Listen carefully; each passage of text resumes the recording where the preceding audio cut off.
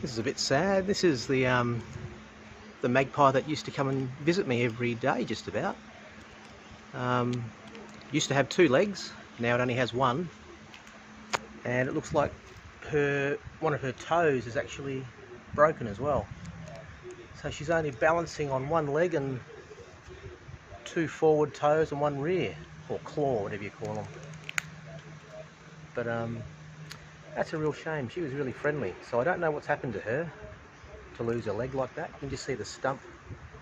See that? It's her right leg that's been broken off. And one of the juveniles also had its right leg was also ripped apart. But it's sort of mended, and when I say mended, I mean it looks like it's a cowboy bird, like it's very bow-legged. That's the father there, and he's a useless protector. Oi, what are you doing?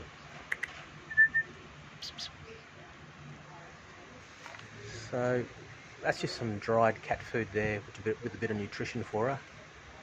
But I'm going to go, I've ordered some wombaroo, so I'm hoping the wombaroo won't take too long to get here. It might be good for her as well. That's a real shame. She was such a nice bird. Well, she still is, but she doesn't fly down and sit on your hand anymore. Let's feed this idiot. Come on.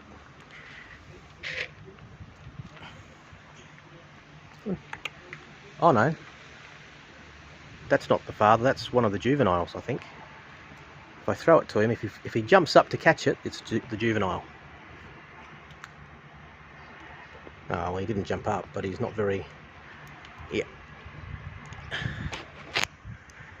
So I think that might be one of the kids from 2 years ago.